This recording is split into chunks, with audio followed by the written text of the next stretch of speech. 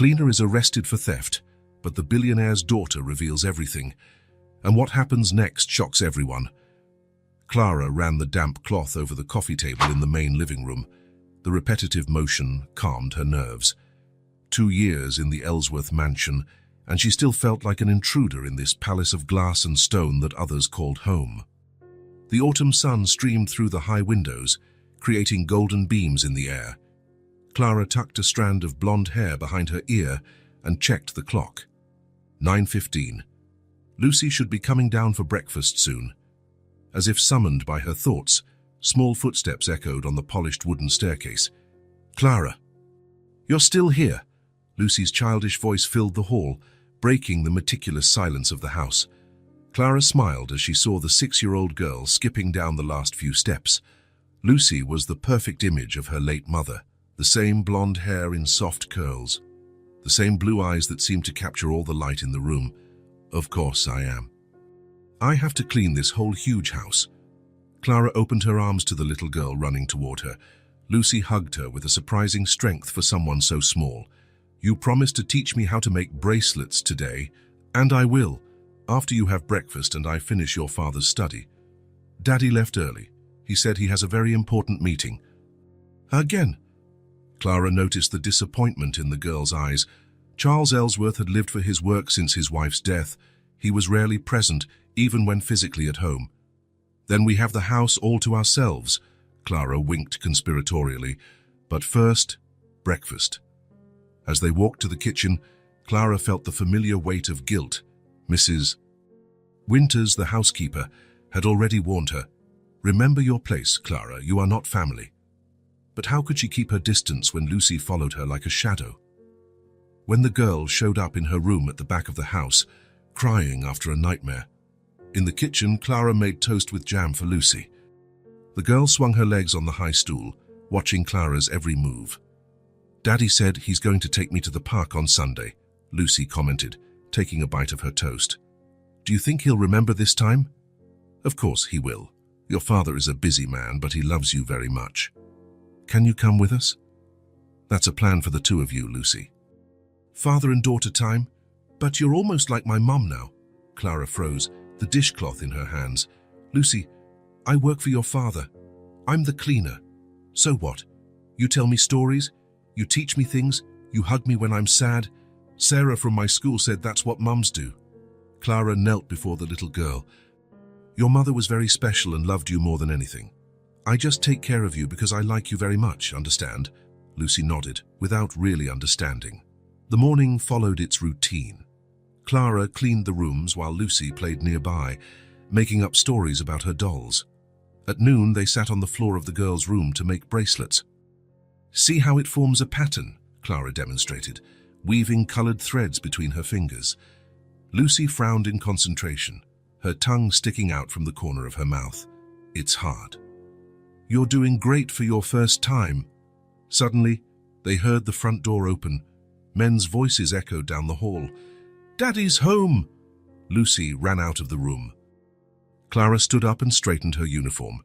She collected the colored threads and put them away in their small box. When she reached the hallway, she heard Charles's deep voice. "It can't have just disappeared, Brandon. It was Elizabeth's necklace." In the main living room, Charles was gesturing at his younger brother.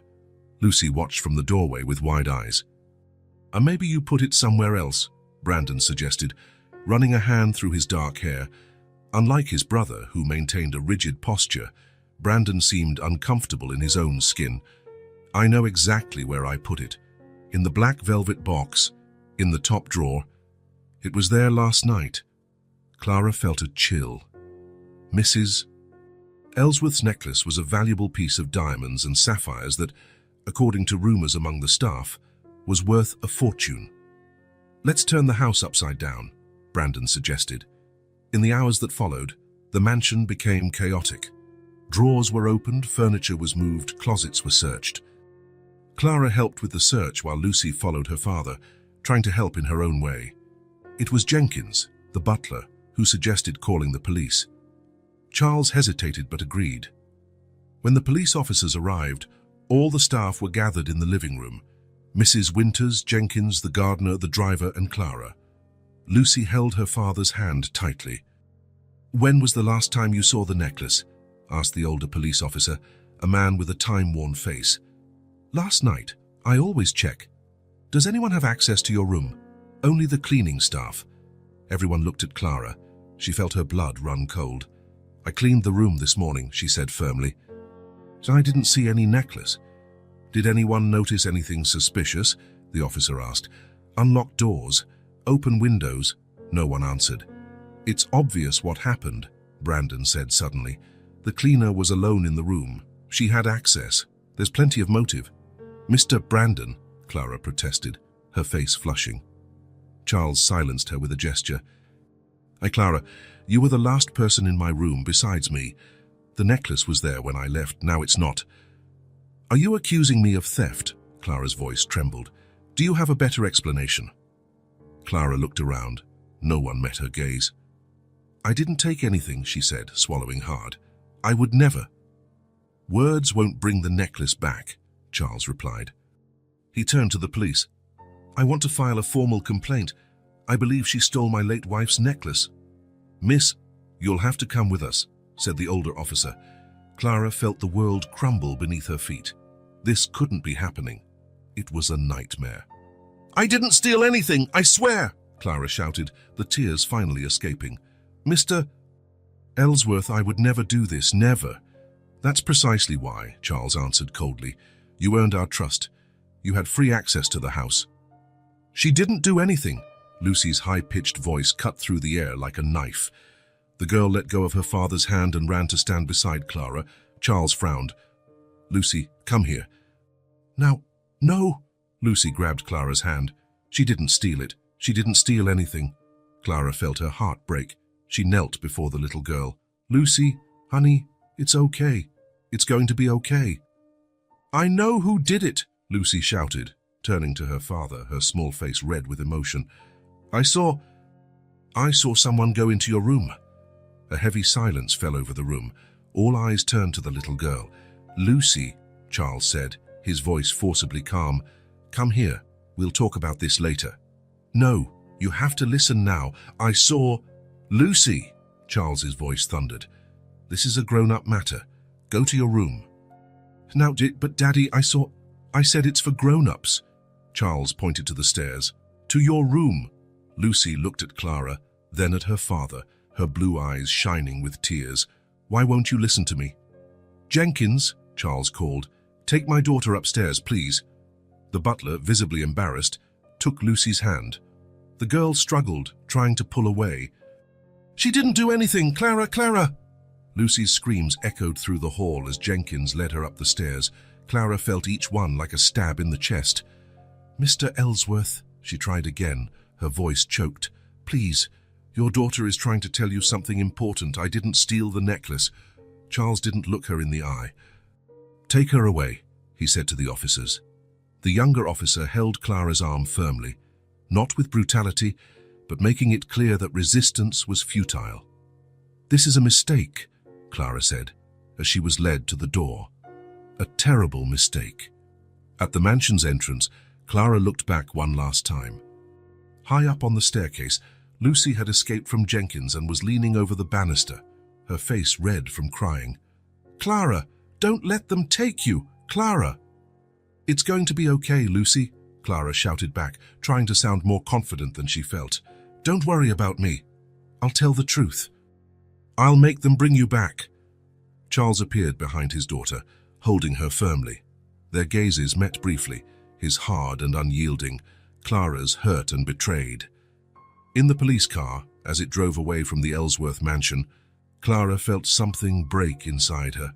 It wasn't just her freedom at stake, but the trust she had so carefully built, the bond with Lucy, the life that, despite being modest, meant so much. And at the center of it all, a question that wouldn't stop echoing. If it wasn't her, who had Lucy seen entering Charles's room? And why wouldn't he listen to his own daughter? 3 days had passed since Clara's arrest. The Ellsworth mansion, always so imposing, seemed to have grown even larger. The hallways stretched like endless tunnels. The ceilings rose higher. The walls moved further apart, as if the absence of a single person could somehow expand the physical space. Charles noticed it as he entered the dining room that morning. The long tables, always so neatly set, now seemed even more formal, almost intimidating. Mrs. Winters had laid out breakfast as usual. Toast, eggs, orange juice. Everything in its right place, everything flawless, everything wrong. Lucy was already sitting in her usual spot, her legs dangling in the air, not touching the floor, but her eyes, normally bright and curious, were fixed on her untouched plate. She didn't look up when her father entered. "Say good morning, Lucy," Charles said, forcing a light tone. Lucy didn't answer. She didn't even raise her eyes. Charles sat down and unfolded his napkin. The silence hung between them like lead. He poured himself some coffee and tried again. "Are you hungry?" "Mrs. Winters made eggs just the way you like them." An almost imperceptible shrug of her shoulders was the only response. It wasn't a yes nor a no. It was simply an acknowledgement that words had been spoken. Charles sighed and began to eat, or at least pretend to. Every bite felt like sand in his mouth. He could feel Mrs. Winters' gaze from the kitchen doorway, watchful, judgmental. "Your teacher called yesterday," Charles said, breaking the silence again. "She said you didn't participate in the group activities. That's not good, Lucy." Lucy finally looked up. Her eyes were blue, cold, accusing. "I want to see Clara." Charles put down his fork. "Lucy, we've already talked about this. Clara, she did something wrong." "No, she didn't." The girl's voice was quiet but firm. "Lucy, I know you liked her, but you don't know anything." Lucy slid off her chair. "I'm going to be late for school." "You've barely touched your breakfast," Charles protested. "I'm not hungry." Charles watched his daughter leave the room, her small steps slow, lacking the energy that usually made her run and jump through the rooms. Her body was present, but something essential had disappeared along with Clara. When the car took Lucy to school, Charles was left alone in the silent mansion. Mrs. Winters appeared to clear the table. "She barely eats," the woman commented. "Doesn't sleep well either. I hear her walking down the hall at night." Charles frowned. "Looking for what?" "I think she goes to the other one's room, to Clara's." A discomfort grew in Charles's chest. "I didn't know they were that close." Mrs. Winters gave him a look that mixed disbelief and pity. Clara was the first person Lucy looked for when she woke up, the last one before she went to sleep. Charles felt his face grow hot. How had he not noticed? Of course, he was always busy. Meetings, trips, phone calls. The company wouldn't run itself. After Elizabeth died, burying himself in work had been his way of surviving. But at what cost? For the rest of the day, while working in his home office, Charles couldn't concentrate. The image of Lucy, silent and distant, wouldn't leave his mind. He decided to finish early. Maybe he could pick her up from school, take her for ice cream. When Charles arrived at the school, the teacher greeted him with a worried expression. "Mr. Ellsworth, I'm glad you came. We were just about to call." Charles's heart raced. Did something happen? Lucy didn't participate in any activities today. She sat alone in the corner of the classroom. During recess, she didn't want to play with the other children. Charles looked past the teacher and saw his daughter sitting on a bench in the yard, alone, her small hands clutching her backpack. "She's been like this since—" The teacher hesitated. "Since our cleaner was arrested," Charles completed, his throat tight. Was Lucy very attached to her? Charles felt a knot in his stomach. Apparently, more than I realized. Seeing her father, Lucy didn't run to him as she usually did. She walked slowly, dragging her feet. In the car, the silence continued. Charles tried various approaches, questions about school, promises of ice cream, even mentioning a new children's movie at the cinema. Lucy answered with monosyllables or simply shook her head. At home, she went straight up to her room. For the first time in a long while, Charles felt lost in his own house. He walked through the rooms like a ghost, noticing things that had previously gone unseen. Lucy's small drawing pad on the coffee table, the colorful bracelets Clara had taught her to make hanging on his daughter's mirror. It was as if the house had become a museum of moments he had never witnessed, conversations he never heard, laughter he never shared. At dinner, the situation worsened. Lucy just pushed the food around on her plate without eating. "You need to eat, darling," Charles said, trying to sound firm but gentle. "I'm not hungry," Lucy repeated, the same words from breakfast. "Lucy, look at me." Charles waited until her blue eyes, so much like Elizabeth's, met his. "I know you're upset, but life goes on. Not without Clara," the girl answered, her voice choked. Charles sighed. "She betrayed our trust, Lucy." "No, she didn't. She would never do that." Lucy dropped her fork with a metallic clatter. "Can I go to my room?" "You've barely touched your food. Please." The word came out like a plea. Charles nodded, defeated. Lucy slid from her chair and left the room, her footsteps nearly inaudible on the carpet. The house suddenly felt immense and completely empty. Later that night, Charles was walking down the hall when he heard a soft sound coming from Lucy's room. He stopped at the door, hesitant. It wasn't sobbing or crying, it was a small, soft voice, humming. He recognized the melody. It was a lullaby Elizabeth used to sing. The door was ajar. Charles peeked in and saw Lucy sitting on her bed, hugging a teddy bear. The girl was rocking back and forth, singing quietly to the bear. "She'll come back," Lucy murmured to the toy. "I'll make her come back, I promise." Charles felt a pressure in his chest. His daughter looked so small and fragile in that oversized room. Without thinking, he pushed the door open and went in. Lucy stopped singing but didn't look at him. "It's late," Charles said, sitting on the edge of the bed. "You should be asleep." "I can't sleep." "Nightmares?" Lucy nodded. "Clara always came when I had nightmares." Charles swallowed hard. "I can stay until you fall asleep. It's not the same." The simple, sincere words hit Charles like a punch. Of course, it wasn't the same. He was hardly ever there. He didn't know how to comfort his own daughter. "Lucy," he began, choosing his words carefully. "I know you liked Clara very much. I didn't realize how important she was to you." "You never notice anything," Lucy replied, her small voice carrying a truth Charles couldn't deny. It was true. At some point, between losing Elizabeth and drowning in work, he had stopped noticing, stopped seeing, stopped listening. And only now, in the oppressive silence Clara's absence had left behind, was he beginning to understand how much he had lost, the quiet affection that had grown before his eyes, day after day, without him ever noticing. The house, which had always seemed the right size, was now too big, and the emptiness that had settled in was, ironically, too small to be ignored. A week after Clara's arrest, doubts began to eat away at Charles like a slow acid. Not that he believed in the cleaner's innocence, the evidence was too clear, but Lucy's words, her absolute conviction, the way her blue eyes silently accused him at every meal, it all weighed on him. The house had become a minefield of silences. Lucy barely spoke. When she did, it was only to ask to visit Clara in jail, a request Charles repeatedly denied, with a firmness that diminished each time.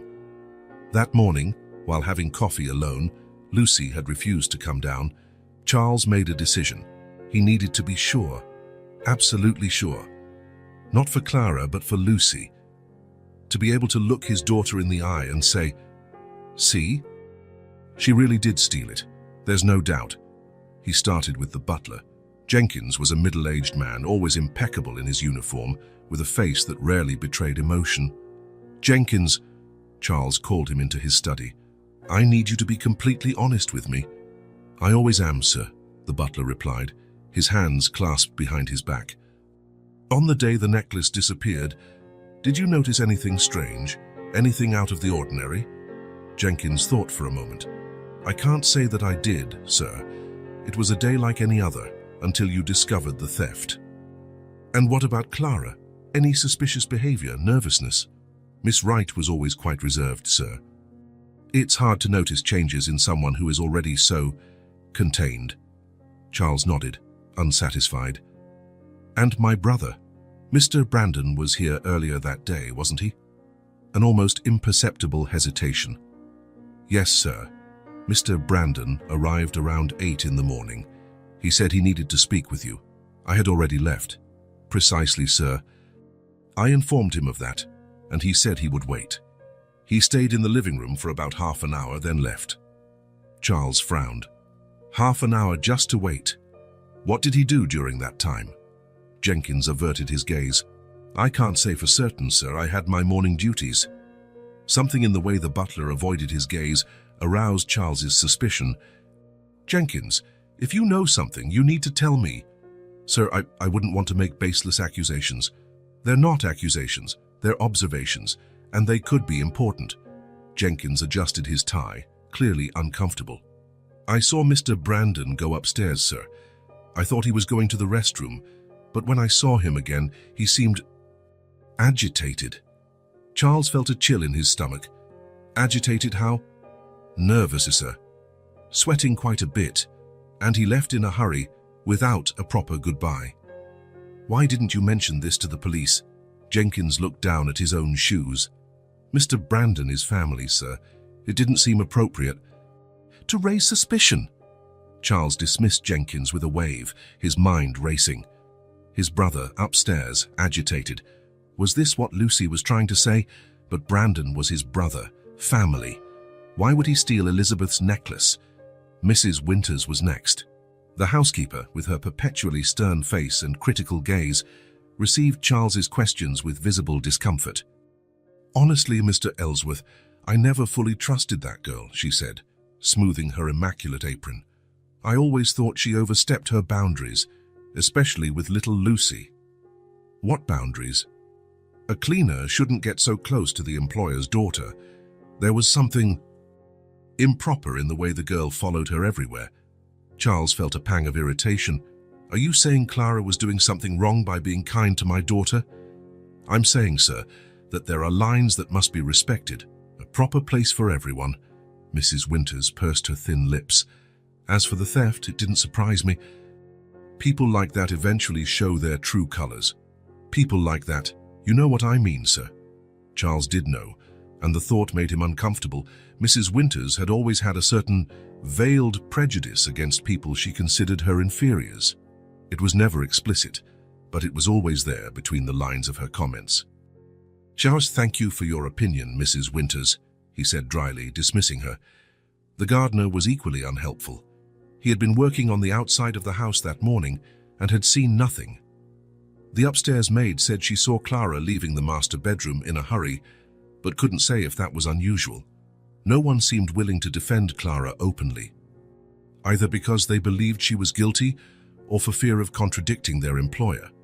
That's when Charles decided to speak with Mrs. Palmer, the cook. She was a sturdy 70-year-old woman with white hair always tied in a tight bun. She had worked for the Ellsworths longer than any other employee since before Lucy was born. Mrs. Palmer, Charles called from the kitchen doorway. The woman turned, her hands covered in flour. She made no move to stop what she was doing. Yes, Mr. Ellsworth.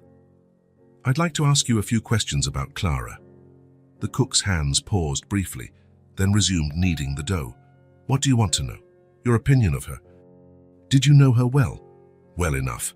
Mrs. Palmer's voice was neutral, but her eyes behind thick-rimmed glasses were sharp as blades. And what do you think? Was she capable of stealing? Mrs. Palmer abandoned the dough and faced Charles directly, something few employees dared to do. That girl is decent, more so than many people here. And she was the one who held your daughter when her mother was gone. Charles swallowed hard, but kept his expression impassive. What do you mean by that? The cook wiped her hands on her apron with firm movements. When Mrs. Elizabeth passed away, you buried yourself in work. Understandable. Grief is grief. But little Lucy, who comforted that child when she cried at night calling for her mother? It wasn't you, with all due respect. There were nannies, Mrs. Palmer, professionals hired to care for Lucy. Nannies who came and went like the seasons. None stayed more than a few months. The woman crossed her arms over her broad chest. Until Clara arrived.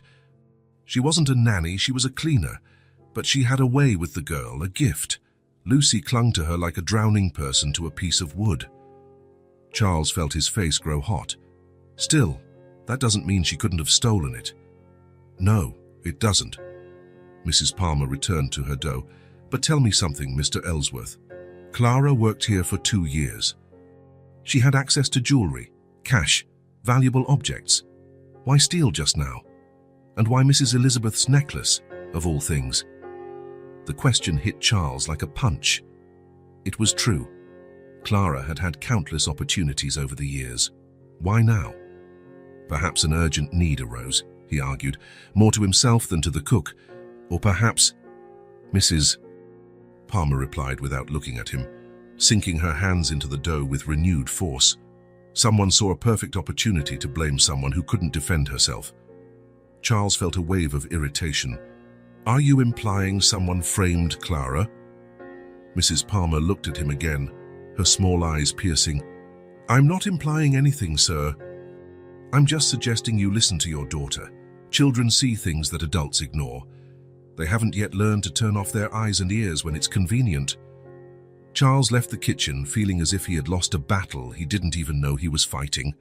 Mrs. Palmer's words followed him down the hall, heavy as lead. The conversations with the staff had left Charles with more questions than answers.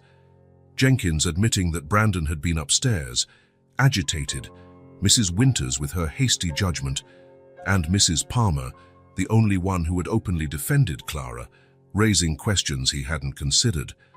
But what troubled him most was Lucy's certainty. The absolute conviction in her childish eyes when she said, Clara didn't steal it. I know who did. That night, after putting Lucy to bed, where she lay in silence, turning to the wall as soon as he finished reading the story, Charles locked himself in his study with a glass of whiskey. The doubts now spun in his mind like a frantic carousel. The phone rang, interrupting his thoughts. It was Brandon. Charles, how are things? Is Lucy any better?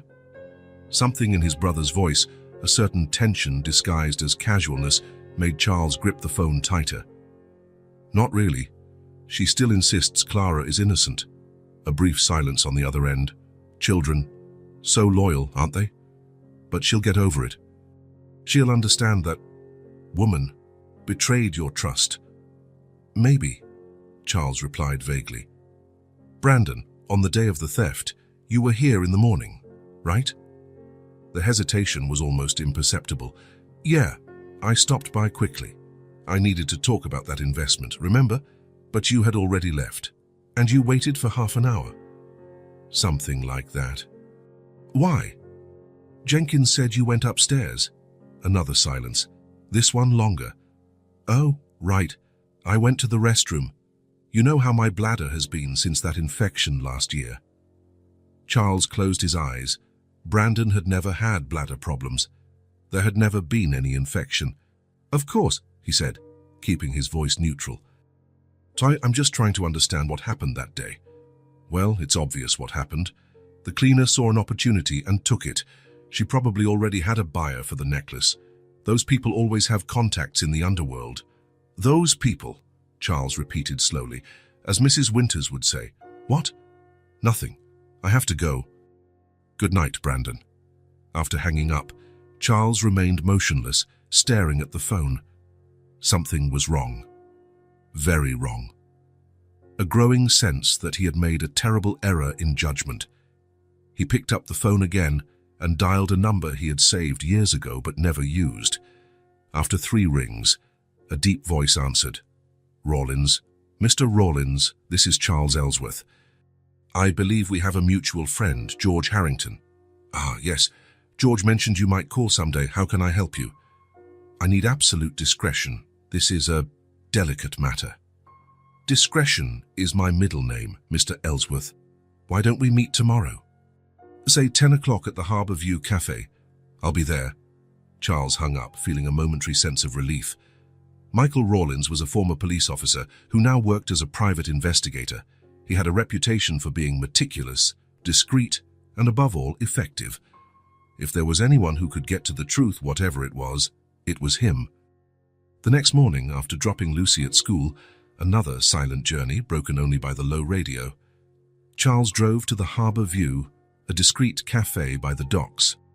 Rawlins was already there, sitting at a table in the back, his back to the wall. He was a middle-aged man with closely cropped grey hair and sharp eyes that seemed to register every detail.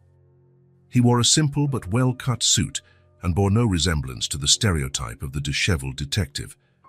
"Mr. Ellsworth," he greeted, extending a hand. "Punctual. I like that." Charles sat down, politely declining the offer of coffee. "Let's get straight to the point, Mr. Rawlins. A week ago, a valuable necklace disappeared from my home. An employee was arrested, accused of the theft." "And you believe she's innocent?" Rawlins asked, his eyes fixed on Charles. I don't know." The admission cost Charles more than he expected. "There was circumstantial evidence. She was alone in the room, she had access, but my daughter insists she saw someone else enter my room that day." "Who?" Charles hesitated. "My brother, Brandon." Rawlins showed no surprise. He just nodded as if confirming something he already suspected. "Children are often reliable witnesses, you know. They notice details adults ignore, and they have no reason to lie, unless they're protecting someone." "Lucy adored Clara," Charles admitted. "They were close. That might explain why your daughter wants to defend the employee, but it doesn't explain why she would accuse her uncle." Rawlins took a sip of his coffee. "Unless she really did see him." Charles rubbed his face, feeling the weight of a week of sleepless nights. "I want the truth, Mr. Rawlins. Whatever it is. And are you prepared to accept that truth, even if it's not the one you were hoping for?" The question hung between them like a heavy cloud. "Yes," Charles answered after a moment. "I need to know." Rawlins nodded, satisfied. "I'll need access to your house, to speak with the staff, to check records, cameras if you have them. Do whatever is necessary. Money is not an issue. It never is, for people like you," Rawlins commented without resentment, just stating a fact. "But the truth sometimes costs more than money can buy." Charles looked at him. "What do you mean?" "That some truths require us to abandon comfortable certainties. They require humility, the ability to admit mistakes." Rawlins closed his notebook. "Are you prepared for that, Mr. Ellsworth?" Charles didn't answer right away. He was used to being the man with all the answers. The man who made tough decisions without flinching. The man who didn't make mistakes. But then he thought of Lucy, sitting alone at the breakfast table, her blue eyes empty of joy. He thought of Mrs. Palmer's voice. "She was the one who held your daughter when her mother was gone." He thought of Clara, a 30-year-old woman, in jail for a crime she just might not have committed. "I'm prepared," he said finally. Rawlins smiled, a smile that didn't reach his perceptive eyes. "Then let's begin. And Mr. Ellsworth." "Yes? Don't tell anyone about my investigation, especially your brother." Charles nodded, feeling a chill. The truth, he realized, was already on its way. The question was, would he really be ready to hear it? Leaving the cafe, Charles felt the weight of responsibility on his shoulders. Until now, he had chosen the easy path, accusing the most vulnerable person, the one who could least defend herself. It was what Mrs. Winters expected, what Brandon wanted, what society would consider natural. But what if he was wrong? What would he say to Lucy? How would he look at Clara again? And more importantly, how would he live with himself knowing he had destroyed an innocent person's life?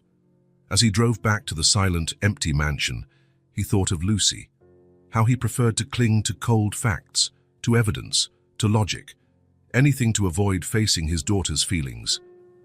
It was easier to hire a detective to investigate the theft than to look a 6-year-old in the eye and admit, maybe I was wrong.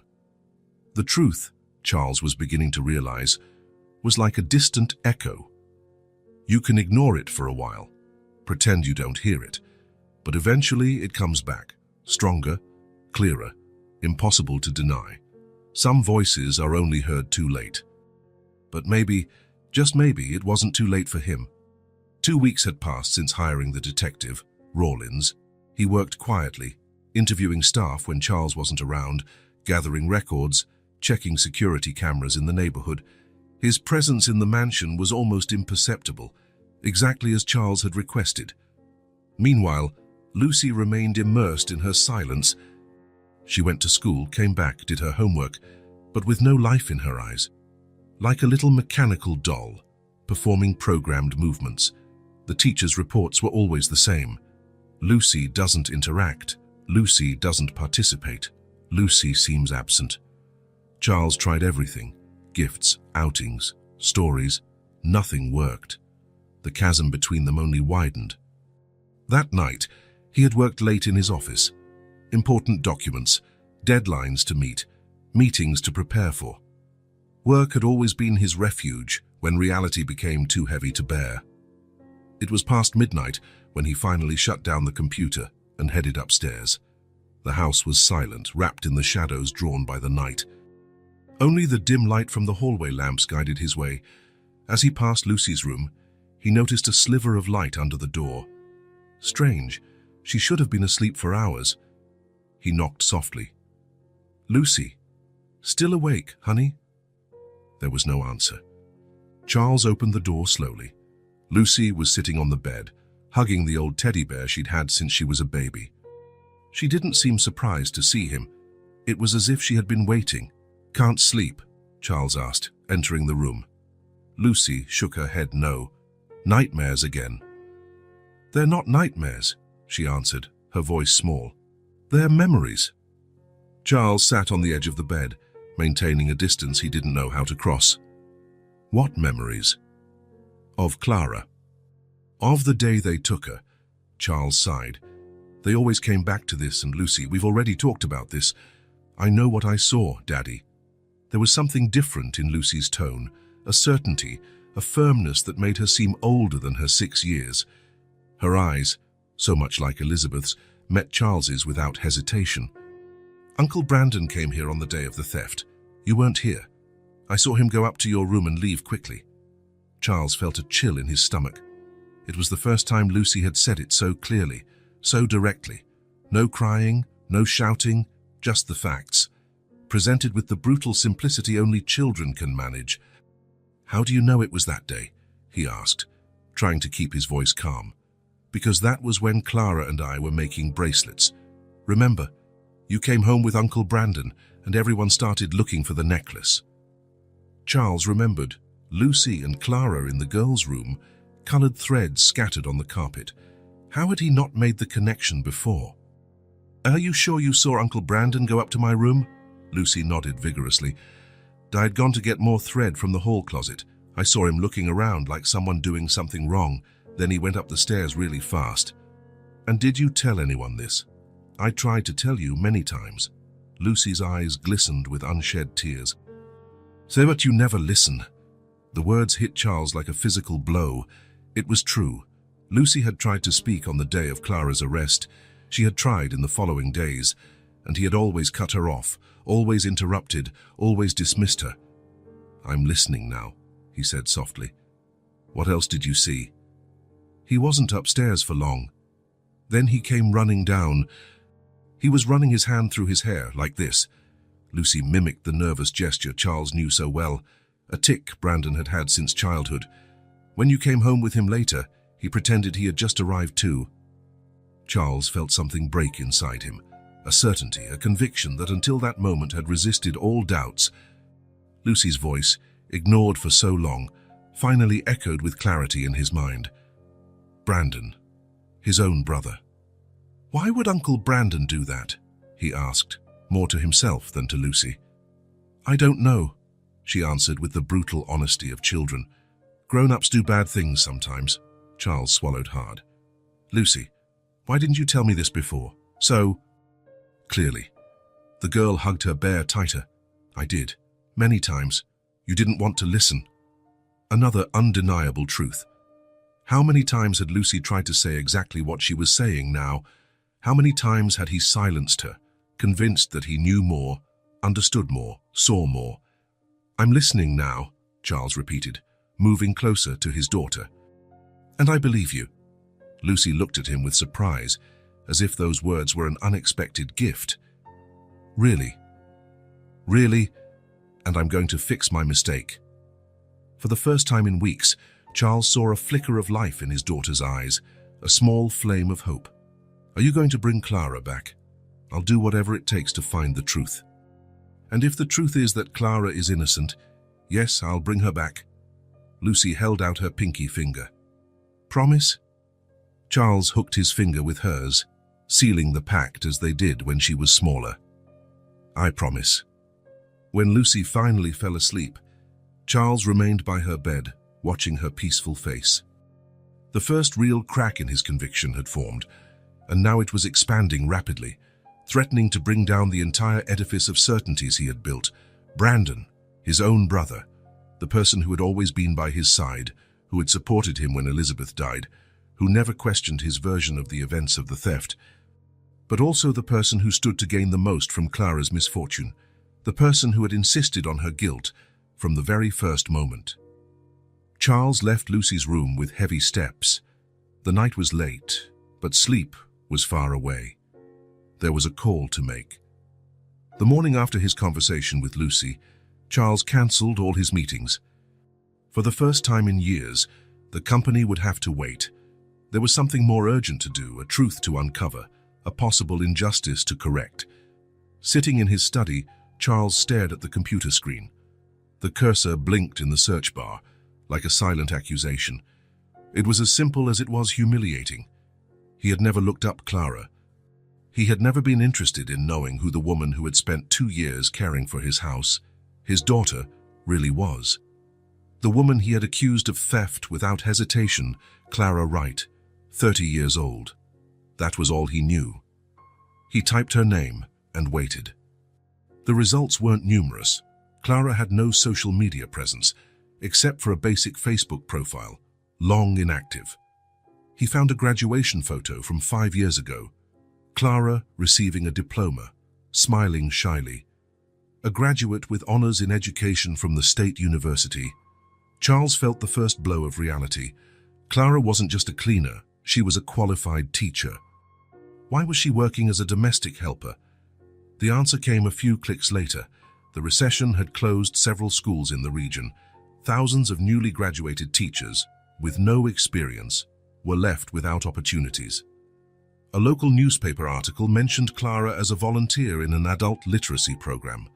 Another showed her at a charity event for underprivileged children. An educated woman, dedicated to her community, who had to take a job as a cleaner to survive. Did I condemn an innocent woman just because she was young and defenseless? Charles muttered to himself, his throat suddenly dry. The phone rang, interrupting his thoughts. It was Rawlins. Mr. Ellsworth, we need to talk. In person. I found something. Half an hour later, Charles parked in front of a small cafe downtown. Rawlins was already there, a worn leather briefcase on the table. Thanks for coming so quickly, the detective said, gesturing to the chair opposite him. Charles sat down, tense. What did you find? Rawlins opened the briefcase and slid a photograph across the table. It was a pawn ticket. The necklace turned up. Or rather, I found it. In a pawn shop on the other side of town. Discreet establishment. Select clientele. Not the kind of place a cleaner with no criminal record would know how to find. Charles picked up the receipt, feeling his heart race. How did you know where to look? I didn't. I visited 23 pawn shops in the last 10 days. Rawlins gave a half smile. It's what we do when we don't have supercomputers and facial recognition software. And how much did they pay for it? 20,000, a fraction of its real value. Who sold it? Rawlins slid over another sheet of paper, a copy of a fake ID with a poor quality photo. A man named James Peterson, obviously a fake ID. But what was interesting was the clerk's description. Charles held his breath. And what did he look like? Tall, elegant, well-dressed, spoke like someone educated, probably from a wealthy family. But he was nervous, very nervous, hands shaking, constantly looking over his shoulder. Charles closed his eyes. Brandon, it had to be. The clerk said one more thing, Rawlins continued. The man had a tic. He kept running his hand through his hair, like this. He demonstrated the gesture. It was like a punch to the gut, the same gesture Lucy had described the night before. Brandon's nervous tic since childhood. I want that necklace back, Charles said, his voice firm. Already taken care of. I explained the situation, showed them the necklace's documentation. They agreed to return it upon reimbursement of the $20,000. And the police? Rawlins hesitated. I haven't involved them yet. I thought you might want to check a few things first. Charles understood the implication. Rawlins was giving him a chance to confront Brandon before making it official, a professional courtesy, or perhaps just human empathy. Thank you, he said simply. After leaving the cafe, Charles didn't go home. Instead, he drove to the building where Brandon worked, an investment firm in the financial district. He had no plan, just a visceral need to confront his brother, to look him in the eye and ask why, but Brandon wasn't there. His secretary, an efficient woman with heavy-rimmed glasses, informed him that he had taken a few days off. Personal matters, she explained by sights, without going into detail. Charles thanked her and left, more puzzled than before. Brandon never took days off. He was as much of a workaholic as he was. He decided to stop by his brother's apartment, a luxurious flat on the east side of the city. The doorman, who had known Charles for years, informed him that Brandon wasn't in. He left yesterday with 2 suitcases, said he'd be away for a while. The sense of alarm grew. Was Brandon running away? Back in the car, Charles called Rawlins. My brother's gone, took days off, left with suitcases. This isn't normal. How much does he owe? Rawlins asked directly. What do you mean? Men like your brother don't steal family heirlooms for fun, Mr. Ellsworth. They do it when they're desperate. So how much does he owe?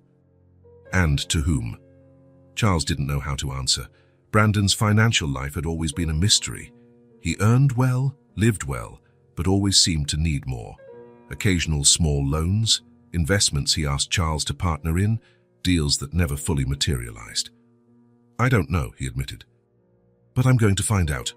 Over the next few hours, Charles delved into his brother's financial life with a determination that surprised himself.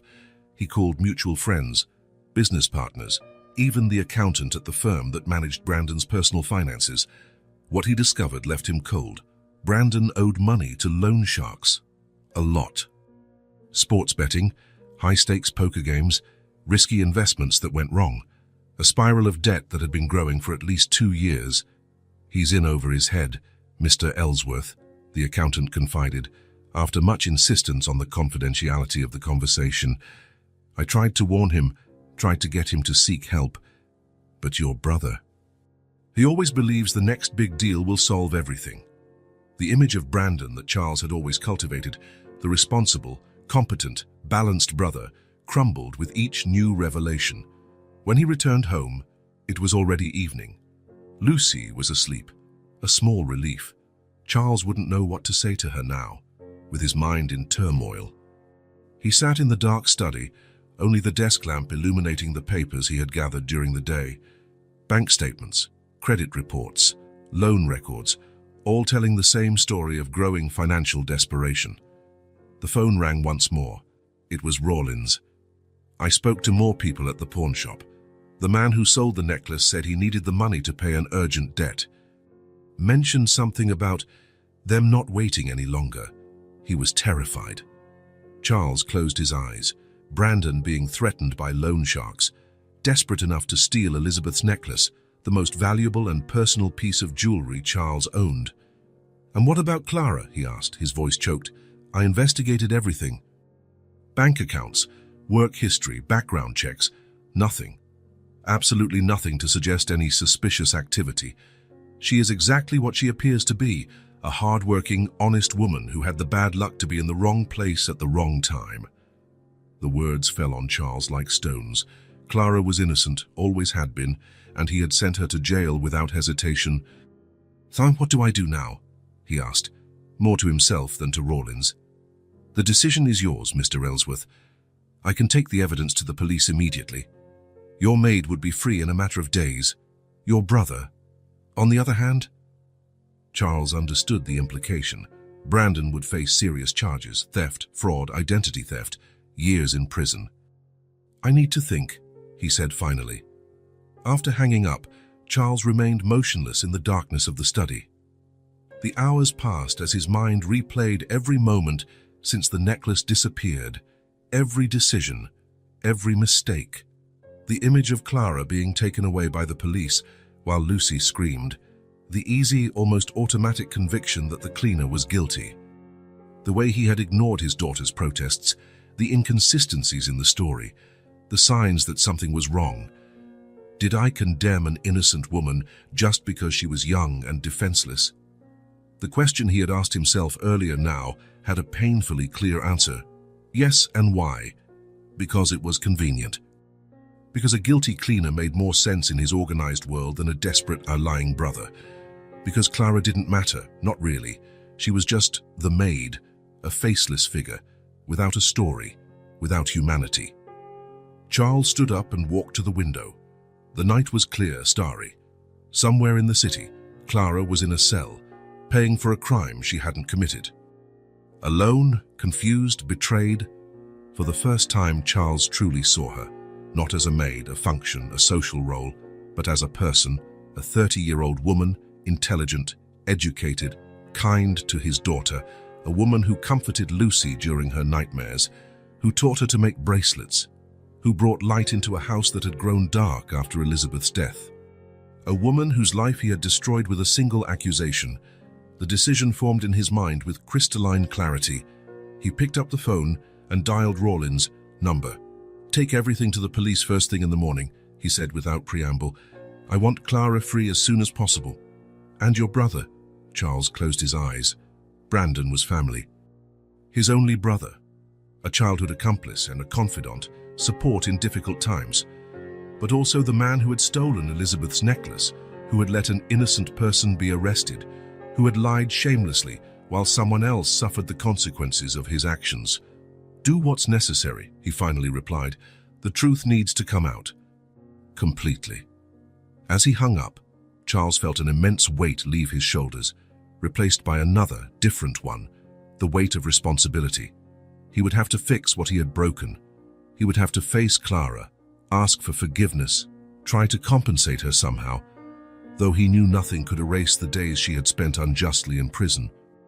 And he would have to explain everything to Lucy, how the father she trusted had failed so completely, ignoring her voice, devaluing her testimony. The doubt that had started as a small crack had now grown, tearing down walls, exposing truths that could no longer be denied.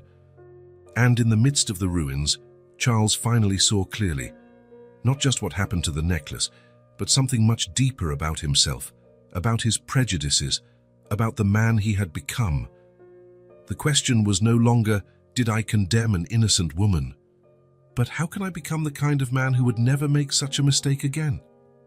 Before going to the police, there was a stop Charles needed to make. An unavoidable conversation, no matter how painful it would be. The day broke overcast, with a fine drizzle that blurred the city's outlines. Charles drove in silence, his hands gripping the steering wheel with unnecessary force. The evidence Rawlins had gathered was on the passenger seat, inside a brown leather briefcase, irrefutable proof of Brandon's guilt. But he didn't need proof. He needed to hear the confession from his own brother's lips. Contrary to what the doorman had said the day before, Brandon hadn't traveled. Charles had discovered this after a call to their mother, who casually mentioned that her youngest son had visited her that afternoon. He seemed nervous, she had commented. Said he was thinking of taking a long vacation. Running away, Brandon was planning his escape. The building where his brother lived was an elegant edifice on the east side of the city, with a facade of glass and marble. The kind of place that required a generous salary or mounting debt to maintain. Charles parked and went straight up, without announcing himself. He knew Brandon's routine. At this time of the morning, he would be getting ready to leave, having his coffee while checking emails on his tablet. He stopped in front of the door and took a deep breath before ringing the bell. Once, twice, 3 times. Silence. He was about to give up when he heard movement on the other side. The door opened just enough to reveal Brandon's face, bloodshot eyes, unshaven, disheveled hair. "Charles?" He seemed genuinely surprised. "What are you doing here so early?" "We need to talk." Brandon hesitated, glancing over his shoulder into the apartment, as if checking if it was presentable, or if there was something to hide. Now's not a good time. I'm in a hurry. Charles placed his hand on the door, preventing it from being closed. It won't take long. Something in his tone of voice, an unusual firmness, a cold determination, made Brandon back away and open the door completely. The apartment was a mess. Clothes scattered, half-open suitcases, papers stacked chaotically on the table. The smell of fresh coffee mixed with a faint odor of alcohol. "Going on a trip?" Charles asked, though the answer was obvious. "A retreat. I need to clear my head." Brandon tried to smile, but the result was just a nervous grimace. "Want some coffee? I just made it." "No, thank you. I don't plan on staying long." Brandon ran a hand through his hair, that familiar tick, now laden with a whole new meaning. He walked to the open-plan kitchen and poured himself a cup of coffee, more to have something to do with his hands than out of need. "So what do we need to talk about?" Charles decided to get straight to the point. He placed the briefcase on the coffee table and opened it, revealing the photos, receipts, and documents. "You were there, on the day of the theft." Brandon froze, the cup halfway to his lips, his eyes fixed on the scattered papers, then on Charles's face. "I don't know what you're talking about." "Please, Brandon, it's over. The necklace was found at the pawn shop. With your description, your fake ID." All the color drained from Brandon's face. He placed the cup on the counter carefully, as if fearing that any sudden movement might break not just the porcelain, but the entire facade he had built. "You don't understand," he began, his voice barely a whisper. "Then explain it to me." Brandon walked to the window, his back to Charles. The rain had picked up, beating against the glass in an irregular rhythm. "I never meant to hurt anyone, but you did. Clara has been in jail for weeks, accused of a crime you committed." Brandon turned around, his eyes shining with unshed tears. "I didn't plan it.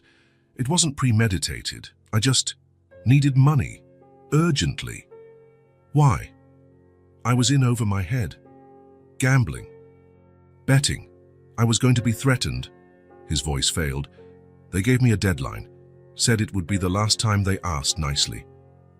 Charles felt a mix of anger and pity. Brandon had always been the weaker brother, more susceptible to pressure, more willing to take shortcuts. "So you decided to steal Elizabeth's necklace?" Brandon looked down. "I knew you kept it in the drawer. I knew how much it was worth. I thought it would take you a while to notice, that I could somehow return it later. But I did notice. Yes, the same day." Brandon gave a bitter laugh. "And then you called the police, and that girl was there." "Clara. Clara." Brandon repeated the name as if trying it out for the first time. "So she was perfect. The cleaner who cleaned your room, who had access, who no one would question." Charles felt the anger rise, hot and suffocating. "You saw an innocent woman being accused and said nothing." "What could I say? Sorry, it was me. I'd be arrested. And now Clara is in jail in your place." Brandon ran his hands over his face, rubbing his eyes hard. I know it's terrible, but you don't understand what it's like to be desperate, Charles. You never have. Didn't you think?" Charles took a step forward, his voice rising. "You let a 30-year-old girl get arrested, innocent." "I'm sorry." The words came out weak, pathetic in their inadequacy. "You're sorry?" Charles shook his head, incredulous. "I'm sorry doesn't fix anything, Brandon. It doesn't erase what you did. It doesn't give Clara back weeks of her life. What do you want me to do?" The tone was almost pleading. "I want you to own up, to go to the police and confess, to clear her name." Brandon looked down, his eyes fixed on the floor. His silence was answer enough. "You're not going to do it, are you?" Charles stated, the disappointment evident in his voice. "I can't go to jail, Charles.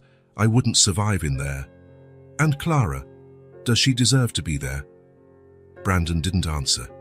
There was no possible answer that wouldn't condemn him further. Charles gathered the documents and put them back in the briefcase. His decision was already made. "I'm going to the police today, with or without you." "Charles, please." Brandon took a step toward him, his eyes pleading. "We're brothers, family. Family doesn't do what you did." Charles walked to the door, stopping with his hand on the knob. You have until noon. If you don't turn yourself in voluntarily, I'm taking everything to the police. Brandon looked like a drowning man, desperately searching for something to hold on to. You'd really ruin my life over a maid. The question hung in the air, laden with all the assumptions, prejudices, and privileges that Charles himself had shared until recently. No, Brandon. You ruined your own life, and you almost destroyed an innocent person's in the process. Charles left, closing the door firmly behind him. In the silent corridor of the luxurious building, he felt a suffocating mix of shame and outrage. Shame for sharing the blood of someone capable of such cowardice. Outrage for having been so blind, so willing to believe the worst about Clara and the best about Brandon. As he drove back home, the rain fell harder, as if the sky itself shared his indignation. A question echoed in his mind, unanswered. How do you fix something so completely broken? Charles drove back home through the now heavy rain. The windshield wipers slid back and forth in a steady rhythm, like a metronome marking the minutes of his silent journey. With every passing block, he felt the weight of the conversation with Brandon, the weight of his own failures, the weight of the injustice he had allowed to happen. Sometimes the truth doesn't set you free. Sometimes it just transfers the burden from one shoulder to another. When he parked in the mansion's driveway, he noticed something was different. The light in Lucy's room was on, even though it was only 7:30 in the morning. She usually didn't wake up until 8, when Mrs. Winters would come to call her for breakfast. Charles entered the house quietly, leaving his wet coat on the rack in the hall. He went up the stairs, feeling each step like a small mountain to be climbed. How would he explain everything to Lucy? How would he say that she had been right all along? That the father she was supposed to trust had failed to listen to her? The door to Lucy's room was ajar. Charles knocked softly before pushing it open. Lucy was sitting on the edge of her bed, still in her pajamas, her messy blonde hair framing her small face.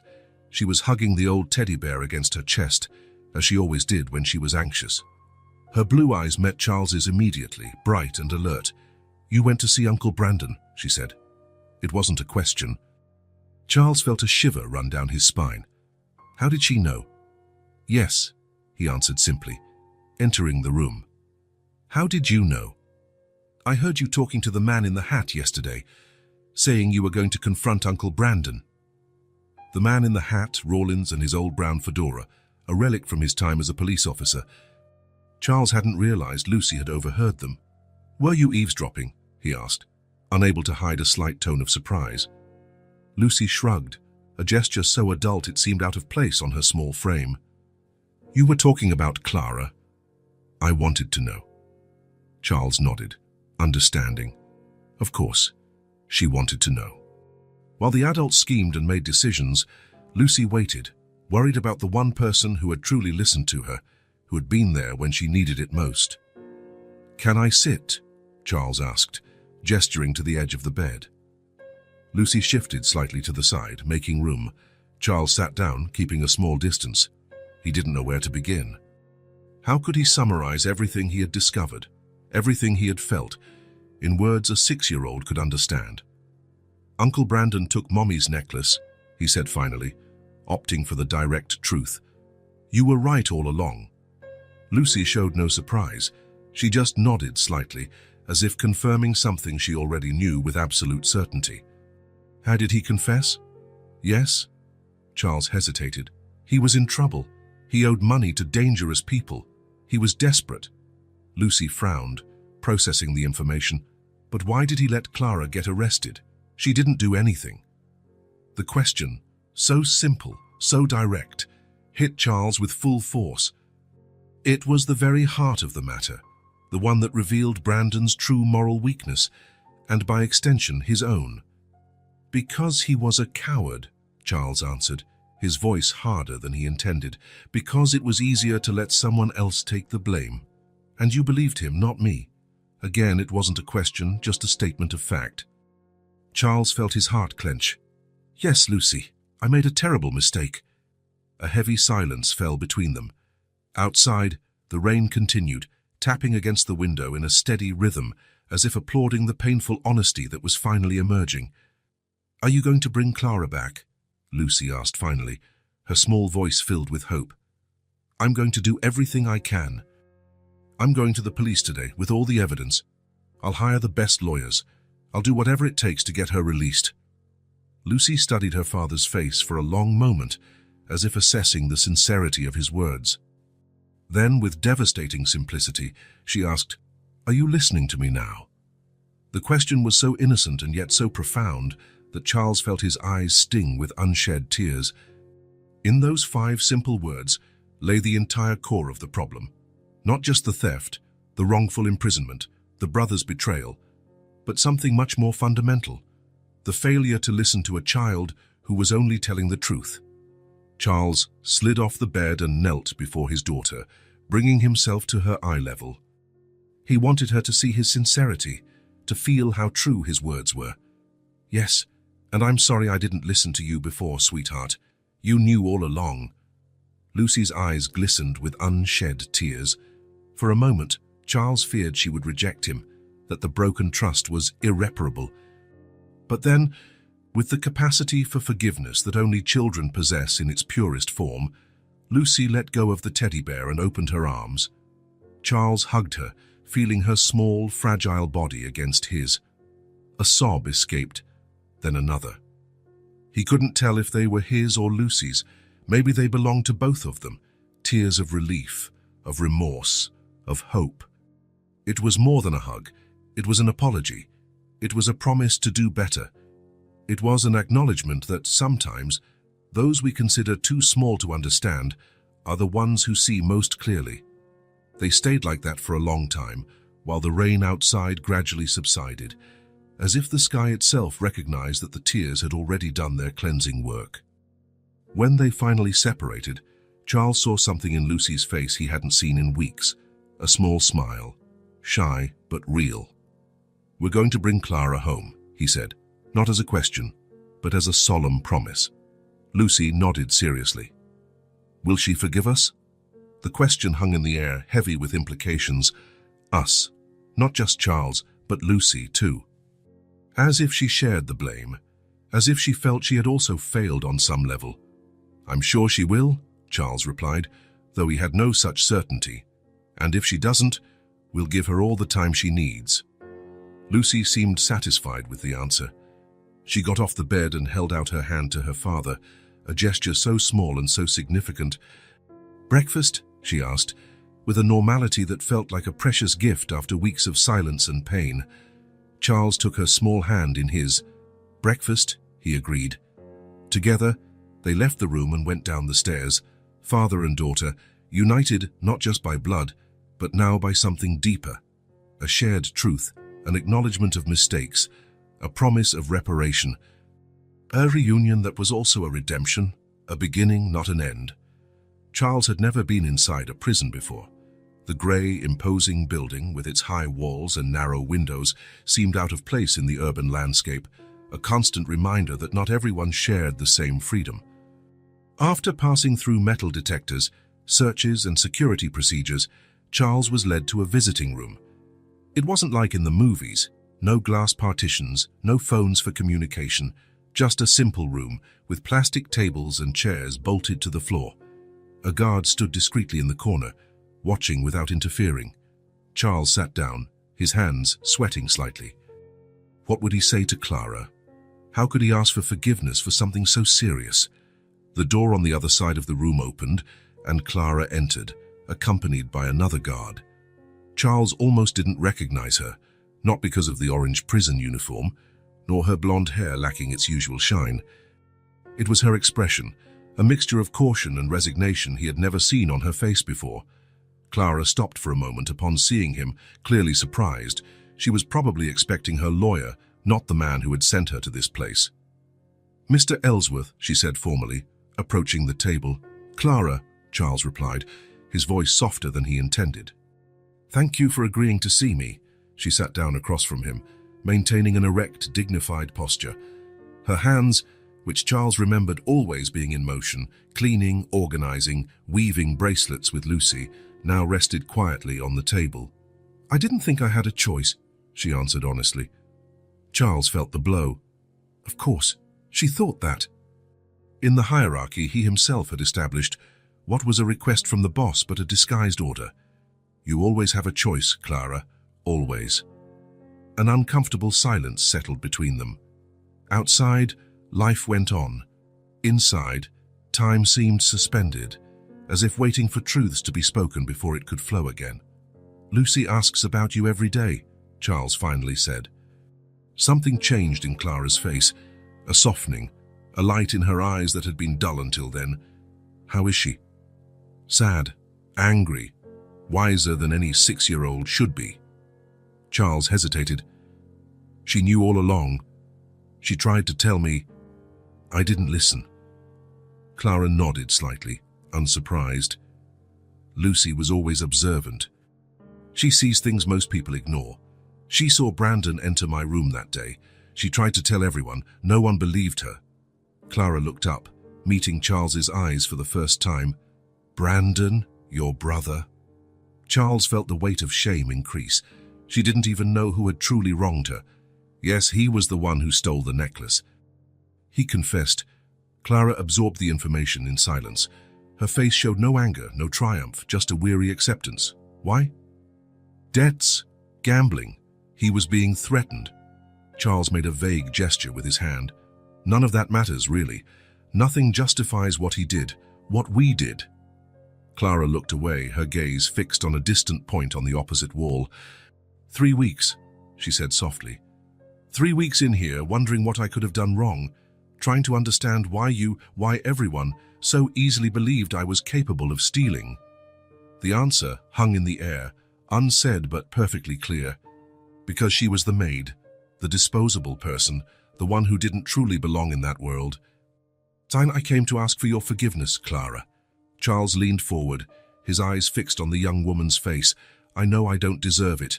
I know words can't erase what you've been through, but I need you to know how sorry I am, how ashamed I am of what I did. Clara looked back at him.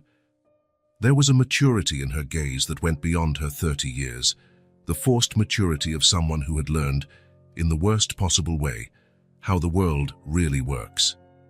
You took care of my daughter like no one else, and I treated you like you were nothing. The words came out with more emotion than Charles intended, laden with a truth he could only now see in its full extent. Clara had been more than a cleaner. She had been an angel for Lucy when he was too busy with his own problems to notice the void in his daughter's life. I was just doing my job, Clara replied, but there was a softness in her voice that wasn't there before. No, you did much more.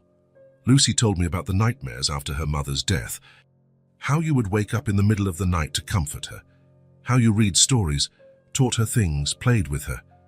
That wasn't in your contract, Clara. That was kindness, pure and simple. Clara looked down, and Charles realized she was fighting back tears. 3 weeks in prison hadn't broken her dignity, but a kind word, a sincere acknowledgement, cut deeper. I went to the police this morning, Charles continued. I brought all the evidence, the recovered necklace, Brandon's confession, Lucy's testimony. They are processing your release as we speak. Clara looked up, her eyes wide with surprise. I'm getting out. Today, if everything goes as planned. Charles paused. I've hired the best lawyers. They are preparing a lawsuit for emotional distress. You will receive significant financial compensation. I don't want your money, Clara replied immediately, a flash of pride in her eyes. I know, but it's the least I can do. Use it to start your life over, to study, travel, do whatever you've always dreamed of. Clara didn't answer. She seemed to be absorbing the reality that the nightmare was ending, that the prison doors would open, and she would return to the outside world. And Lucy, she asked finally, can I see her? Charles felt a tightness in his chest. Even after everything, Clara's first concern was for his daughter. She's waiting for you.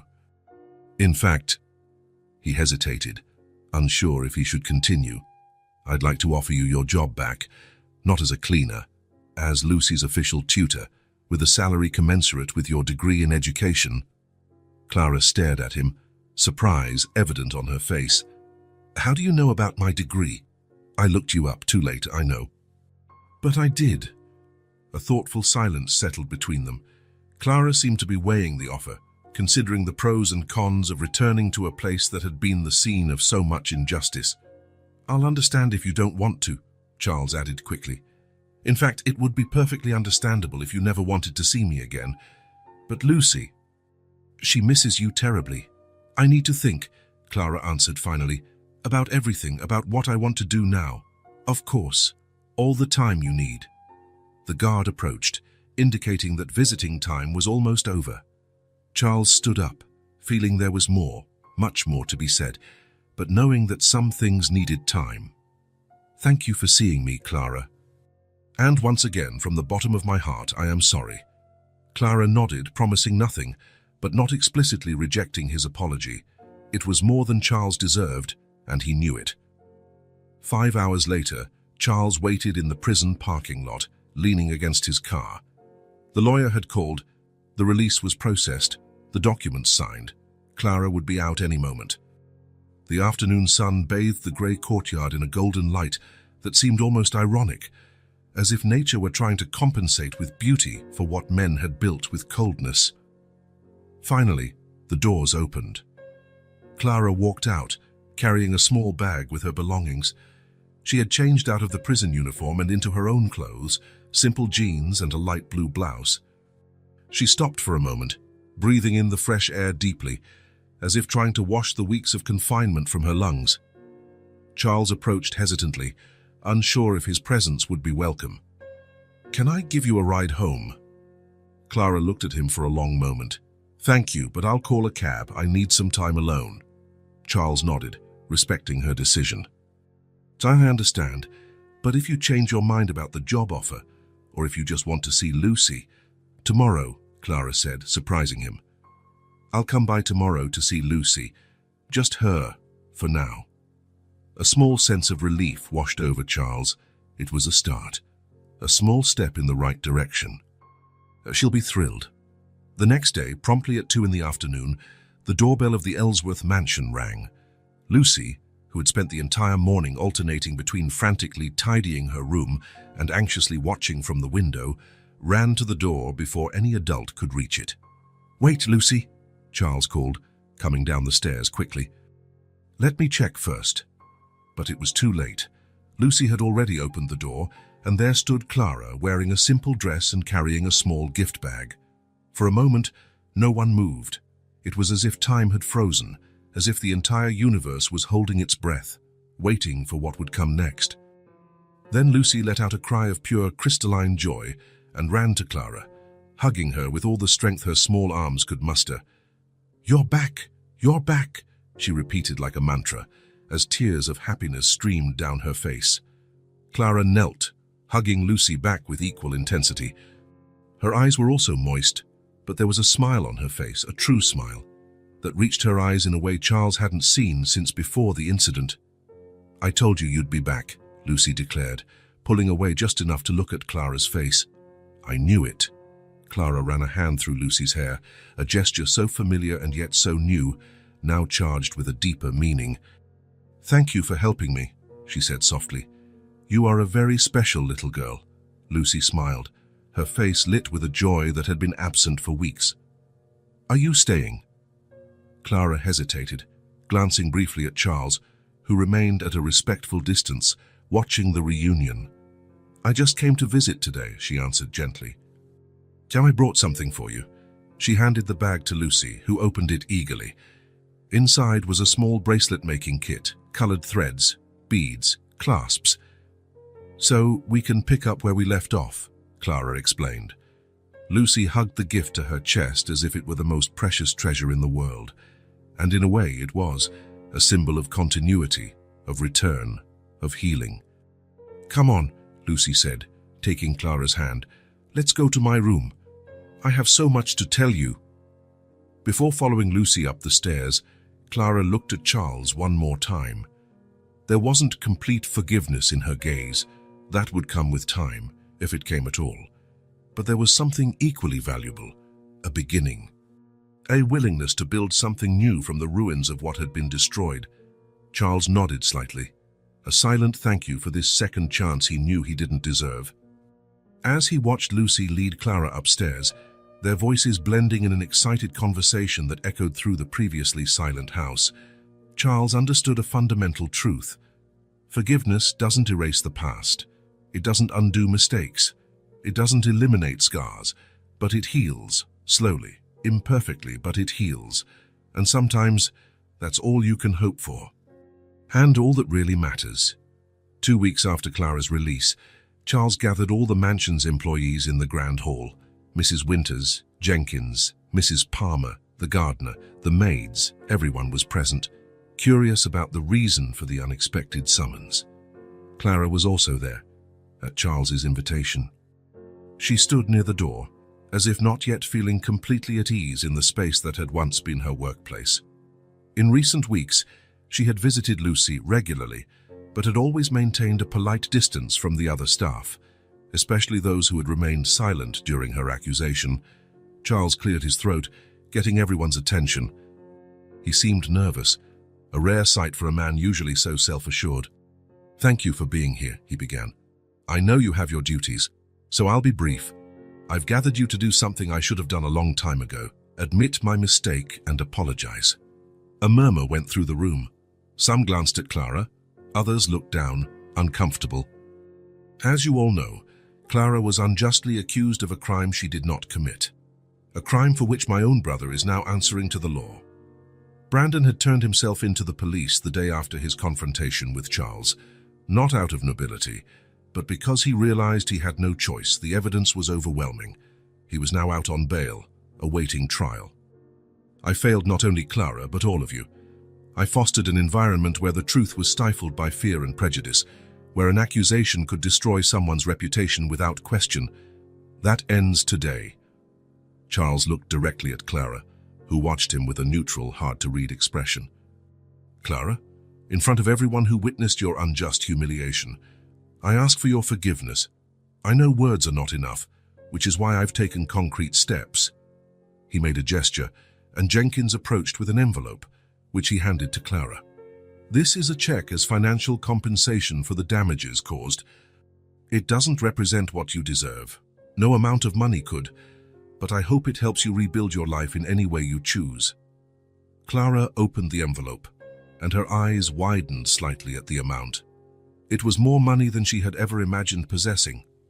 "Furthermore," Charles continued, "I would like to formally offer you the position of educational tutor for Lucy, with a salary commensurate with your degree in education and full freedom to implement the educational program you see fit." A complete silence filled the room. Mrs. Winters looked particularly shocked. The cleaner, now an educational tutor, with authority over the Ellsworth heiress's education. "I know we've discussed this privately," Charles added, "but I wanted to make the invitation official in front of everyone, so there is no doubt about your position in this house from now on." Clara took a step forward, the envelope still in her hands. All eyes turned to her. "Mr. Ellsworth, I accept your offer and your apology." Her voice was calm but firm. "Not for you, but for Lucy. She deserves stability and consistent educational support." A collective sigh of relief went through the room. The tension that had hung in the air began to dissipate. "As for the rest of you," Charles looked at the staff, "I expect you to treat Clara with the respect she deserves. Any sign of disrespect or prejudice will result in immediate dismissal. Is that clear?" Everyone nodded, some more enthusiastically than others. Mrs. Palmer, the cook, was the only one to smile openly. She had always believed in Clara's innocence. "Excellent. Now I'm sure you all have work to do. Clara, if you could stay for a moment." As the staff dispersed, Charles approached Clara. "Thank you for accepting. Lucy will be overjoyed. As I said, I'm doing it for her." Clara put the envelope in her purse. "But I appreciate the public gesture. It was important. You can start whenever you'd like. Your old room has been prepared, in case you prefer to live here. Or we can arrange for daily transport if you'd rather maintain your independence." Clara considered for a moment. "I think I'll stay here during the week. It will be easier to develop a consistent program with Lucy." Charles nodded, pleased. "The room is yours then. And Clara, thank you." for giving this house and Lucy a second chance. Sometimes, Clara replied with a small smile, second chances are what save us, all of us. 2 months later, on a sunny spring afternoon, the garden of the Ellsworth mansion had been transformed. What was once a formal and impersonal space was now alive with small, colorful flower beds, each reflecting the personality of its little gardener. Lucy, kneeling on the dark earth, was carefully digging a hole for another violet seedling. Beside her, Clara offered gentle guidance. "Not too deep," she said. "The roots need room to breathe." Lucy nodded, focused on her task. Her small hands, once immaculate as befitting an Ellsworth heiress, were now dirty with soil, and she couldn't have been happier. From his office window, Charles watched the scene. The transformation was evident not just in the garden but in Lucy. The silent, sad little girl had given way again to the vibrant child she had always been. She laughed, sang, asked endless questions, eager to learn everything Clara could teach. And Clara, she had changed too. The initial caution, the understandable reserve, gradually gave way to a renewed confidence. It wasn't the same as before, it couldn't be, after what she had been through. But she had a new serenity, a strength that came from having faced injustice and survived. Charles stepped away from the window, leaving them alone in their special moment. He had learned, painfully, that some relationships needed space to flourish without interference. In the garden, Lucy and Clara continued their work in a comfortable silence. They didn't need words, the care was present in every gesture, every look, every shared smile. When the last violet was planted, Lucy sat back on her heels, admiring her work. "Do you think they'll grow up to be pretty?" she asked, looking at Clara. "Definitely. You planted them with care, gave them enough water, chose a spot with good light. Everything they need to blossom." Lucy smiled, satisfied. Then, impulsively, she hugged Clara, smudging the tutor's simple dress with dirt. Clara returned the hug without hesitation, not caring about the dirt. Some things were infinitely more valuable than clean clothes. Around them, the garden seemed to vibrate with life and possibility. The newly planted violets, the already blooming daisies, the rosebuds promising future beauty. A small universe in constant renewal, just like the trust that was finally beginning to blossom between them again. Not exactly as before, deeper perhaps, more tested, more resilient. Like plants that survive the winter and return in the spring, different but vigorous, a fair ending after all, and, more importantly, a new beginning. If this story touched your heart, subscribe to the channel and turn on notifications so you don't miss the next ones.